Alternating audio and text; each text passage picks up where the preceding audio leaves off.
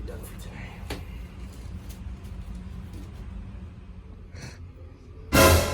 Are you serious right now?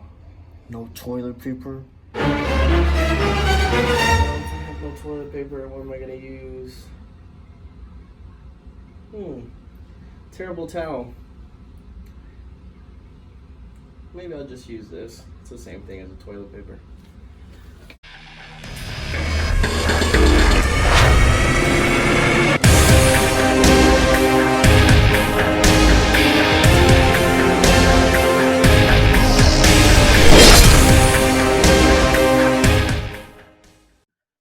Woo! We are live. Ladies and gentlemen, welcome back as we talk about the Steelers, the 5-0 Steelers versus the Tennessee Titans, who are also 5-0, a team of undefeated, right?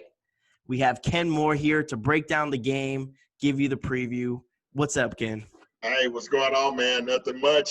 Ooh. Biggest game of the season to date. We say that every week, but every week it gets bigger and bigger, and none bigger than when the Tennessee Titans, the old Houston Oilers, get ready to play their former arch rivals, the Pittsburgh Steelers. Yeah, absolutely, man. And this game is I think it's probably the game of the week, man. For all the games that are matches up for week 7 and stuff, I was looking at it.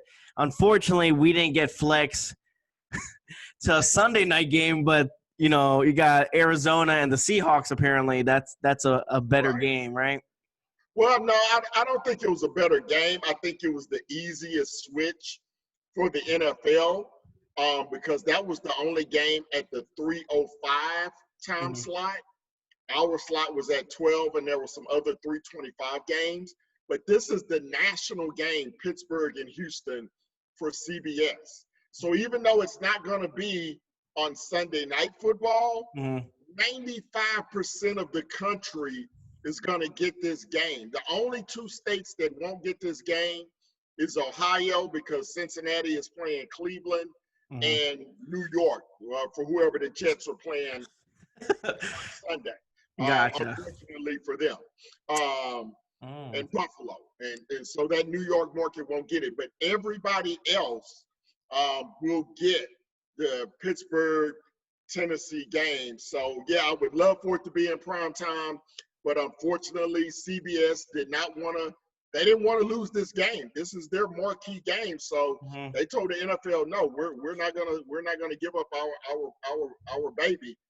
So the NFL went the other route with Seattle, Arizona, and that's all right. I'm good with it. That's fine with me. As long as I can get home from work, put CBS, and it's not the Houston Texans game or anything like that. You know, it happened to me. I think I thought it was the Houston Texans game last week. I thought I was going to be able to watch on CBS just because, I mean, we're in Dallas and stuff, but forgot what game we had. I was like, are you serious? I was so bent out of shape. I was like, oh, my God. But yeah, I think the Texans are going to be on Fox, and I think the Cowboys-Washington game, I think that'll be on Fox, probably in the Dallas market where you are. Yeah. So like I say, unless you're in Ohio or the state of New York, CBS will have the Tennessee-Pittsburgh game for you. So don't worry about it. There you go, man. You get to watch the undefeated teams, man. It feels so good, man. 5-0.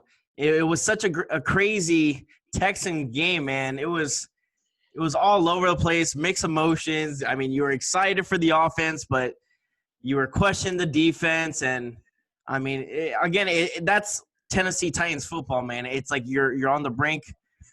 You're on, like, the edge of your seat, and you don't know what's going to happen because, you know, no lead is safe. Yeah, that's true. The only blowout was the Buffalo game. Every other game has come down basically to the last play of the game or the last series of the game. So I expect nothing less from this football team until we can get the defense fixed. It's going to be wild, crazy shootouts, and you just hope that we have the ball last with Ryan Tannehill and Derrick Henry.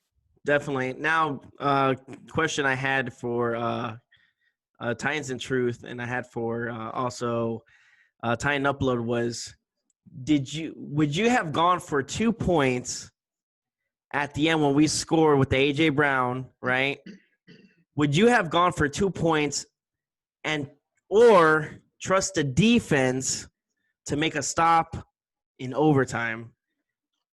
It's funny that you asked that question. I was on the phone with a buddy of mine at the time when we were driving downfield.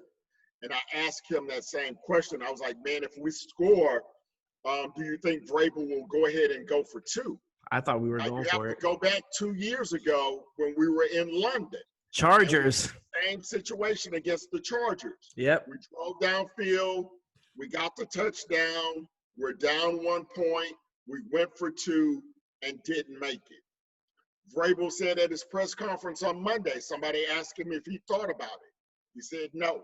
He was absolutely going for the extra point. For me, I strongly would have considered it, especially with Derrick Henry, because that shotgun play we ran from the 5-yard line to win the game, we could have theoretically ran that from the 2-yard line to win the game in regulation. Yep. Because I really think it came down to the coin flip. If Houston It really wins did. the coin flip, It would have been a Houston different goes game, man. down and scores, and we won the coin flip, and you saw Deshaun Watson's reaction. He was just like, oh. Yeah. He knew that their defense couldn't stop us. Our defense couldn't stop them, and it came down to a coin flip. So for me, I would have went for two. Yes, to answer your question. Especially with our kicker, man. Especially him. That was another thing that it kind of had that question in the back of your mind. Like, do you trust him to kick a field, extra point? Because imagine if they blocked or he would have missed. Game was done. Right. So. Right. Absolutely. You definitely have to factor that into the equation because that's not 100%. That's more like a 85, 90% kick at this point. With the way the special teams has been so up and down this year. So that definitely would have factored into my decision making. And I think I would have rather had the ball in the hands of Derrick Henry than on the foot of Steven Gostkowski. Definitely, man. Definitely. I thought they were going to go for it, to be honest with you. I was like, just go for it. Just go for it. I was nervous. I'm like, don't leave this into overtime. Please don't. Because, again, like I was telling Chris, man, that could have gone either way. It could have easily gone their way if they would have gotten the ball because I don't think we would have been able to stop them.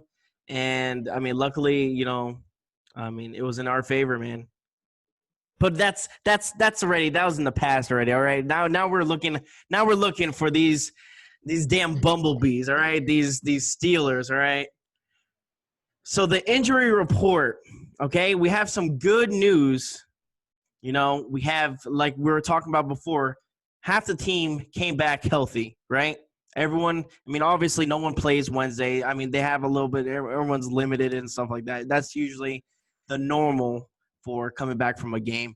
Now, Thursday and Friday is where you kind of start, picking it up and you see who's actually going to play. Adoree Jackson started playing.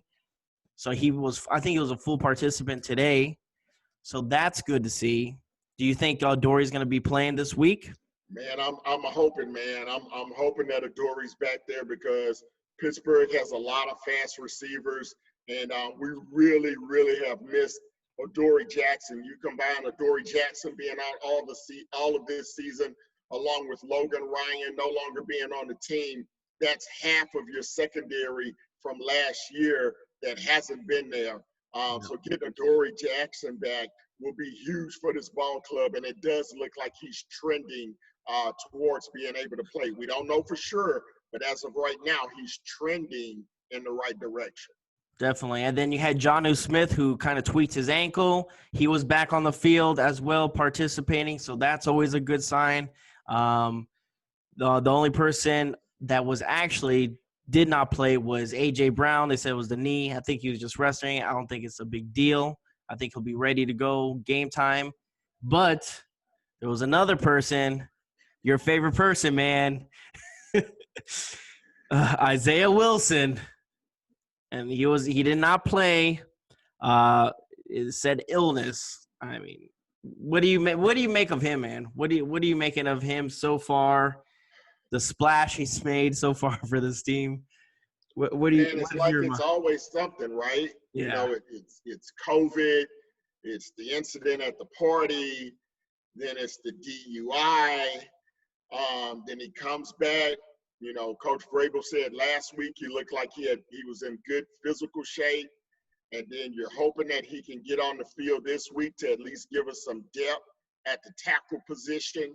Especially. And then he does not participate in practice either Wednesday or Thursday due to an undisclosed illness. So I don't know if the dude is snake bit. I don't know if it looked 2020 may have just gotten him too. It's gotten a lot of us this year, 2020, and 2020 definitely hasn't been the best season for Isaiah Wilson outside of his bank account for the nice, check week. Right? Must be nice. As far as performing at his profession, the dude has been unavailable. And many coaches will tell you that the best ability is availability. Right. Exactly. And he has been completely unavailable to us. So we'll just have to wait and see. Definitely. Unfortunately, that's a headache. I don't know. I mean, maybe it's a little too early to say bust, but at the same time, it's very disappointing. We'll just leave it at that. It's very disappointing. Just the fact that we obviously we need him, especially offensive tackle. We lack that because of Taylor Lewan's injury because he's gone for the year, and then you have Ty Sambrillo come in. He got lit up the first snap against JJ. I mean, credit Texans for noticing that. And attacking that area, which you know what that's good coaching on their part to be absolutely. But he said that he's practiced a little bit more and he's studied the game a little bit more, and because there was a lot of questions, especially for him today. So he's kind of on the hot seat. If you want to put it like that. He's been around for 6 years in the league. And like you say, he's played a lot this year so far because Lewan has been in and out of the lineup with his shoulder injuries and whatnot. So he's got a lot of game action. But look, there's a difference between playing, 15, 20 snaps a game and playing 45, 50, 60 snaps a game. Yeah. Is he in physical shape to be able to handle that workload? And you're going up against the biggest, baddest defense in the NFL. You go from J.J. Watt to his little brother T.J. Watt, and then you got Bud Dupree on the other side. So those guys are going to be taking turns at Sambrello. So he's going to have to bring his hard hat. The Titans are going to have to give him some help on that side. Luckily, we have all three of our tight ends back now. Pruitt has been activated from the COVID list. Yep. Jonnu Smith, I fully expect to play unless he has some type of setback this week. And then, of course, Frisker. So those guys are going to have to assist him in blocking and protecting Tannehill's blind side. That's also going to be a big responsibility of our running backs, McNichols and Derrick Henry. They're going to have to pick up those blitzes and then occasionally sneak out behind the blitz. And then hopefully we can finally get our screen game running, because that's going to be huge this week against a blitzing football team.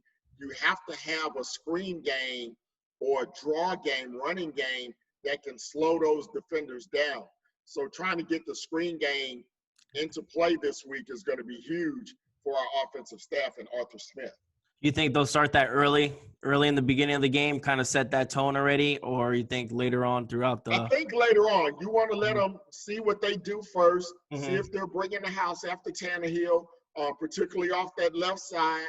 And then once you see that, then you can adapt later in the first quarter on into the second quarter and throughout the game, where you can call those short passing games, maybe quick slants instead of those deep crossing routes. You may see a lot in this game to the tight ends. You may see a lot of flat routes, a lot of quick down and outs and whatnot. So you may not see those deep crossing routes to A.J. Brown and Corey Davis as much. You'll still see them, but they may not be as frequent because Tannehill's not going to have 5 seconds to sit in the pocket to allow those routes to develop downfield. Definitely. For the injury report for the Steelers, they seem pretty healthy, except that setback with what's his name? Oh my God, I have a brain fart. It was Hilton? Yeah, Hilton, and then there was the gentleman that I think it was his ACL the last game that he's Oh, Bush? yes, Bush, Devin Bush. Devin Yeah, he's Bush. out, of course. Yeah, he's gone.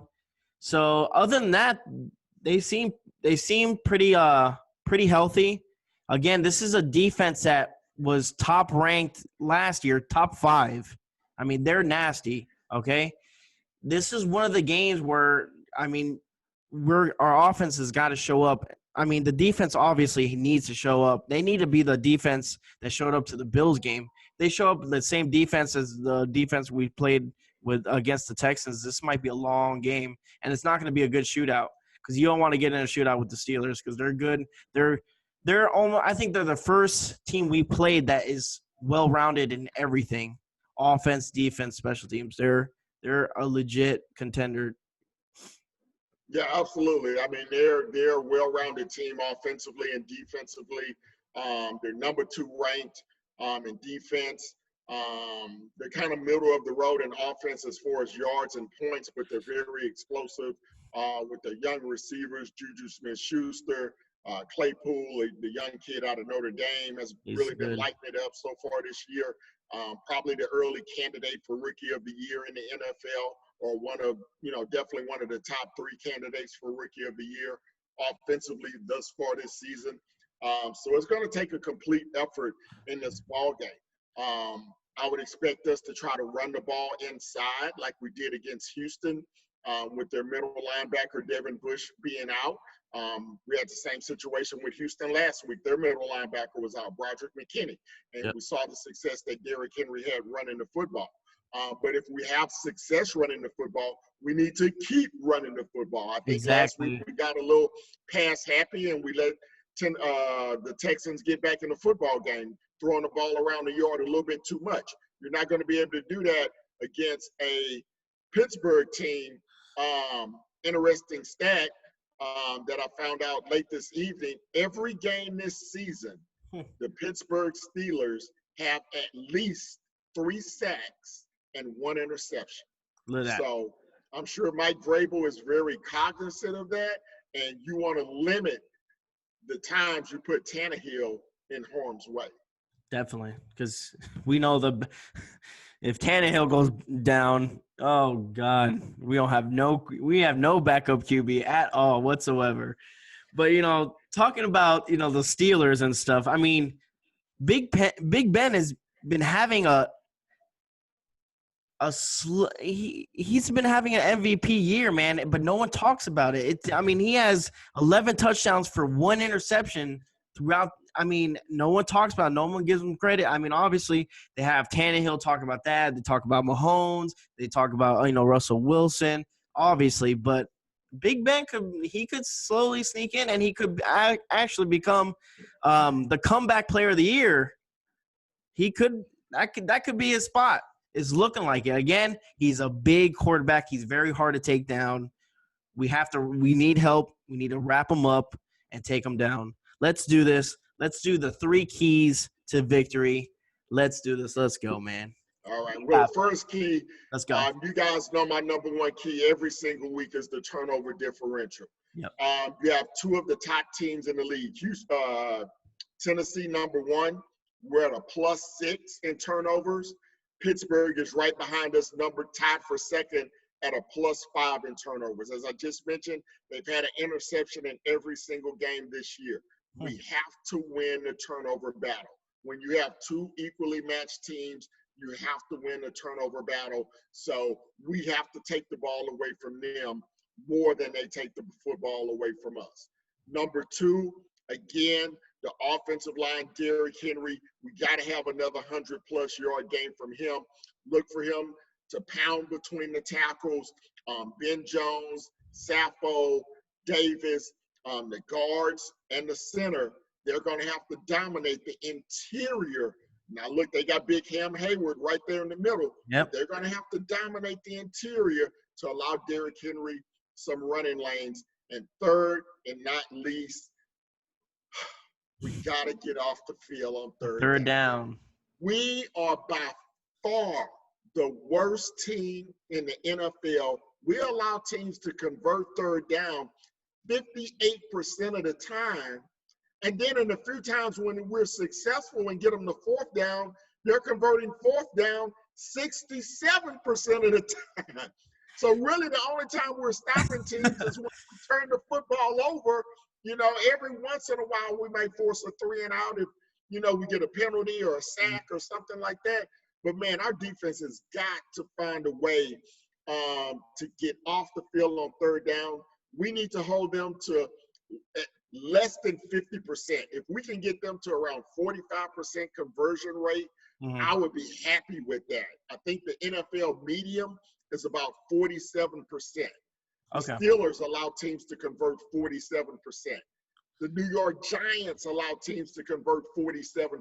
Wow, the Giants. We're allowing teams to convert 58% of the time. That is an unreal number, that doesn't especially for an undefeated football team.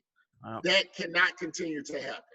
And the worst part is that we'll get a sack. It'll be 2nd and 21.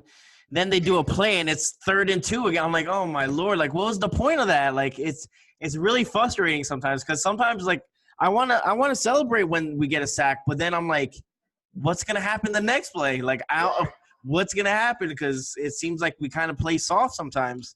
We just kind of which it makes sense. You want to play the ball in front of them. You don't want to get beat behind you, but still like sometimes I think we just lean up too much where they just gobble so much yards, Yeah.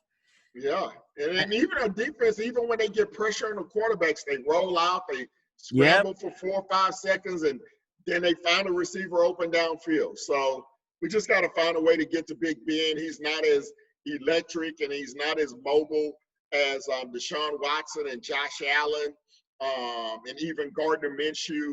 When we play Jacksonville, he's a very mobile quarterback.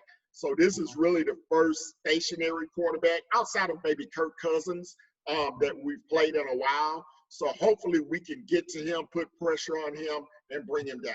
Yeah, definitely. He likes to stay in the pocket. He likes to, be tall in the pocket and just sling it. But, again, we just need to – their defense need to show – I think that's what it comes down to, our defense. It makes me nervous because if the defense shows up like they did against the Bills game, I'm very confident. But if they don't, I don't know if we can overcome that. Again, I love the Titans, this and that, but that defense, they need to clean up the defense. Vic Beasley, where is he? Is he even playing? Is Vic Beasley even playing, man? I think last week, I read that he only had like 12 to 13 snaps in the ball game last week. So I'm really not sure what's going on with that situation. Look, when you're on the field, you got to be productive. You're not productive, you're not going to play. I mean, that's just Mike Vrabel, and that's just the way it is.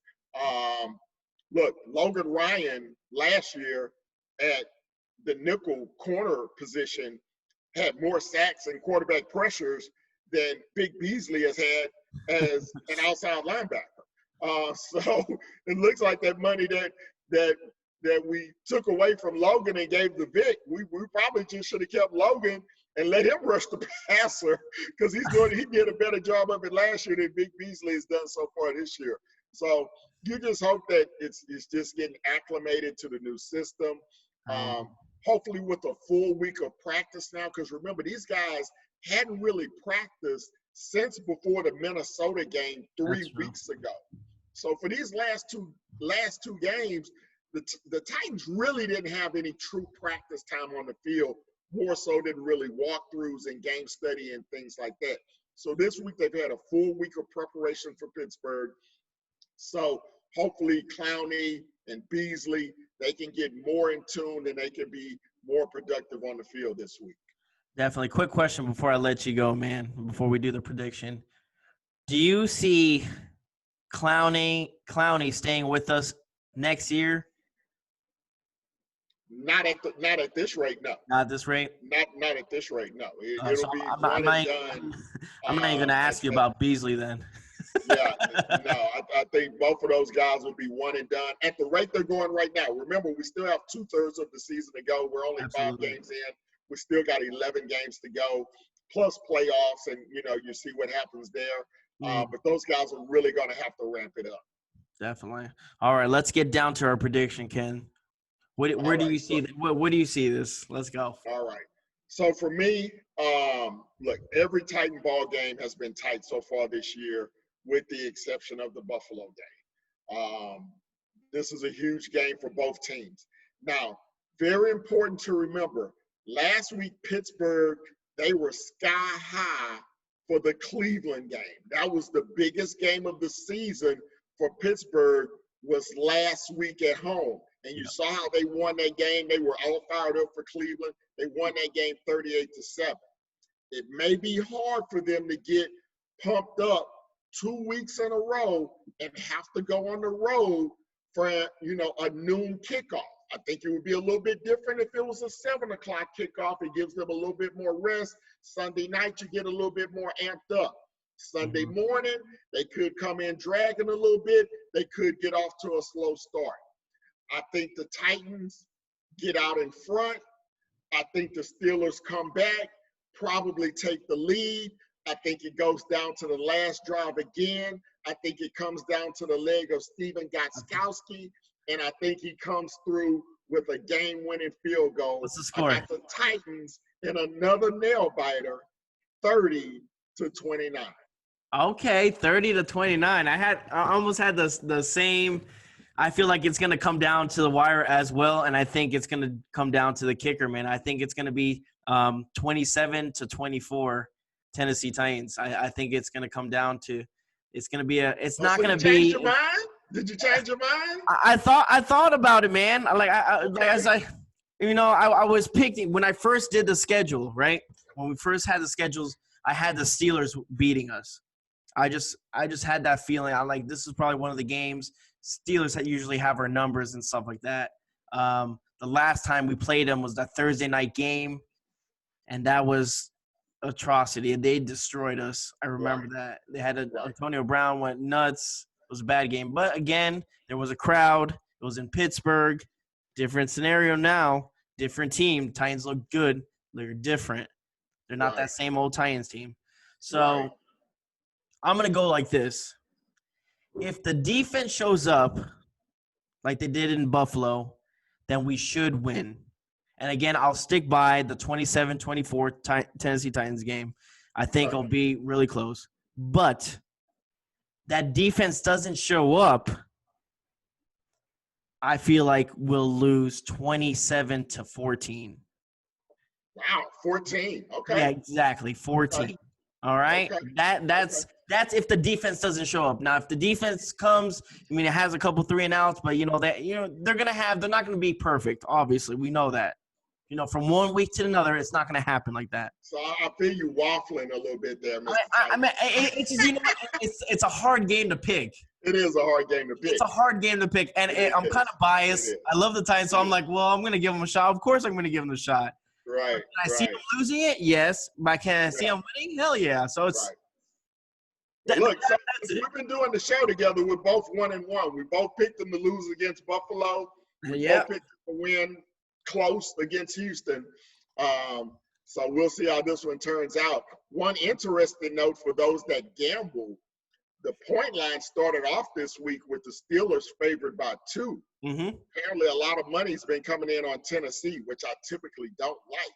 And now Tennessee is favored by 1. So the line has moved 3 points in the last day or two towards the Tennessee side. So I think with a lot of national coverage, we've been leading on ESPN and Fox and NFL Network. It's been all Tannehill and Derrick Henry and the big game this week. I mean, they're hyping this game up like it's the AFC Championship game, and it could be a preview of the AFC Championship. They were saying, by the way, that them two combined, Derrick Henry and Tannehill, is I forgot what they said, that duel, that they're the most completed ever in any sports, I think, combined with yards and touchdowns. Right. Them two. Yeah, over a 16-game stretch. Yeah, over a 16-game stretch. Yep, this morning. Yeah. So there is Henry has over 2,000 yards in the last 16 games, and I think Tannehill has like 30 touchdown passes. Exactly. That to 5 interceptions, I think. That is nuts. That's something where as a Titans fan, it's kind of here, man. 2020. I mean, it's been rough, but we're getting talked in the media. First, it was COVID. It wasn't the greatest, but now we're 5-0. We're 5-0, and it looks good. Let's just keep that momentum, and hopefully Sunday when we talk again, we'll be 6-0, baby. 6-0. Right. That's what we're going for. All right. Well, Let's Ken, get it, man. Let's get it. All right, man. And again, it's been a blessing to have you on. Love talking to you, man. And God bless. And we'll see Sunday, man. We'll see what we got. All right, tighten up. You guys can follow me on Twitter at Kenmore Sports, and then on Instagram at Kenmore Sports. And hit the like button and the subscribe button for my buddy there, Mr. Titan. And we'll see you guys on Sunday. Sounds good, man. Tighten up.